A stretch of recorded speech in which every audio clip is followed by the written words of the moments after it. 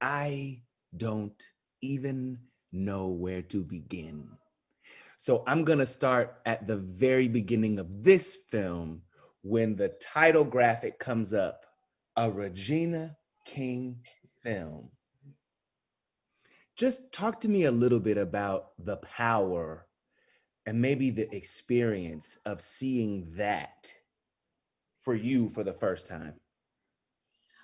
I'll be honest, Scott. I struggled with that because I'm one of those people that truly believes that there's no such thing as this was a team effort. Of You know course. what I mean? That you can't. I guess you can do it all by yourself, but why would you want to? Right. I went back and forth, and the producers, Jess Wu and Keith Calder and Kim Powers and Jody Mhm. Klein were like, no, you have it has to be that it's your call, but it Right. has to be that. And they kind of just reminded me that, they went through a lot of great directors' names, and I was like, well, I didn't write it. And so then they were like, Martin Scorsese didn't write such and such, and it says Martin. I was like, you know what? You know what? It was powerful to me, and it was just, and the movie had only just begun, but to see these men in this room getting on, right, like just being who they were in interaction with themselves, in particular with Malcolm requiring much of them in this time. It just felt like the movie that we needed to see right now. Did it feel like that for you as the movie that you needed to direct? Was this like the no-brainer for you? Absolutely, absolutely. I'd been looking for what that uh, directorial film debut was going to be. And this landed, and I read it, and I was like, I've never seen the men that I know and love represented this way. Mm-hmm. I've seen maybe, you know, uh, a character where it's a one uh, black man that's fully layered and complex. But what Kim Powers, the writer, who's so amazing and so talented, what he did was humanize four icons that we have put on pedestals, and we have forgotten that there were men first. They Mm-hmm. were fathers. They had fears. They had concerns. They understood the sacrifices and pressures that they were under, and still moved forward.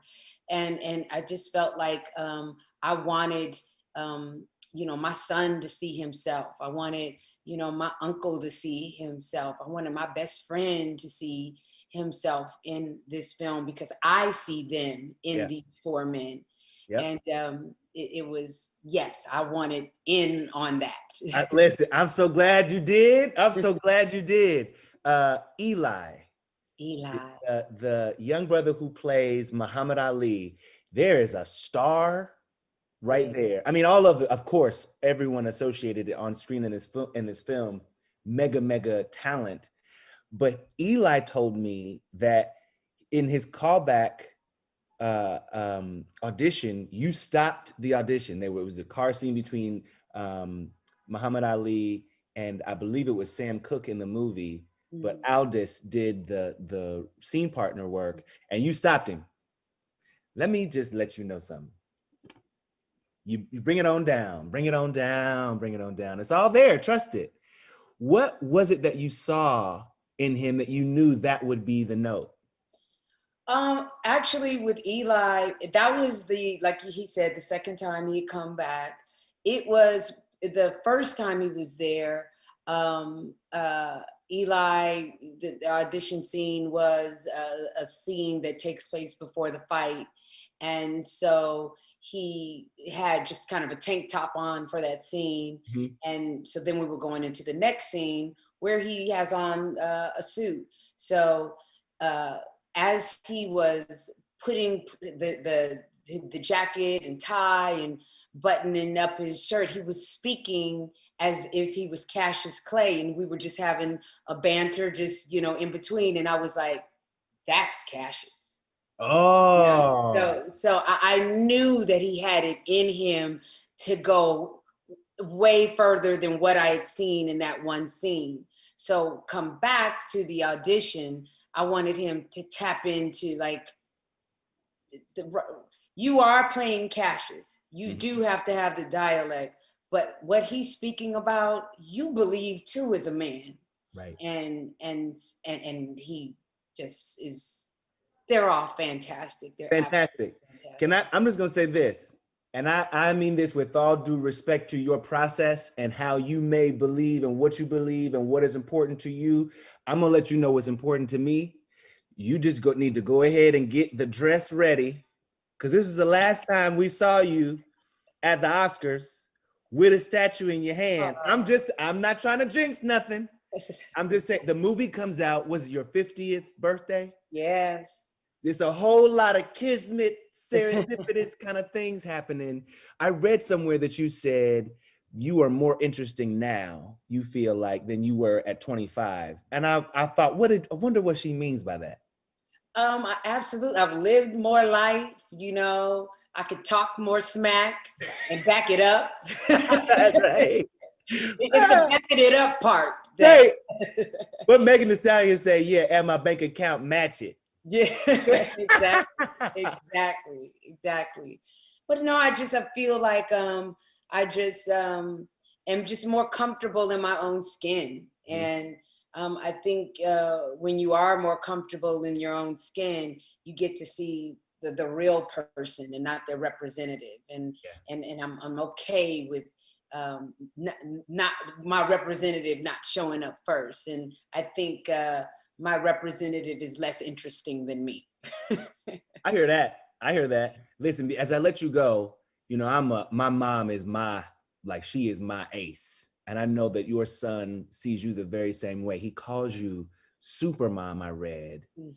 And I wonder what, if you could let us into a little bit of that relationship briefly, just to hear somebody call their mama super mom. Like that's a love, that's a understanding. I think that's like top level.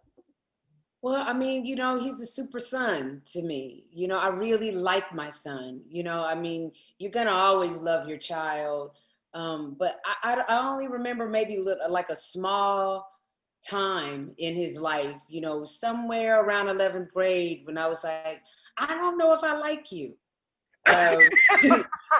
Which I don't care if your parent tells you, I never felt like that. They're lying. They definitely had a moment where they did not like you. But for the most part, I really haven't had that happen often. I truly enjoy spending time with him, and I've learned so much being his mother. Is it true that you decided at one point you were going to only work locally in LA because you wanted to make sure that you were around, that you weren't missing those moments? Oh yeah, absolutely. The last film that I had done was, I think it was Miss Congeniality 2. And so that's where the TV started from there, you know, because I was in LA. So it's so funny, a decision that was made because motherhood was more important, or the time with him was more important, ended up being the best decision I could make for my career, because Southland was just an amazing experience with that cast and crew. And I love playing Lydia Adams, you know. I could do this all day. They had told me to wrap it up like 3 or 4 times, so I'm not gonna get you in trouble. I'm not gonna get me in trouble, rather. This has been such a pleasure. It's so good to see you. It is so good to see your face. It's like a hug. Listen, you are it. You are it. I hope you're getting this Oscar dress. I already know you're gonna have the Oscar dress ready. I ain't gonna say that. Look, I'm not even gonna waste that time. Well, I hope to see you and get a hug soon, man. Believe it. Yeah.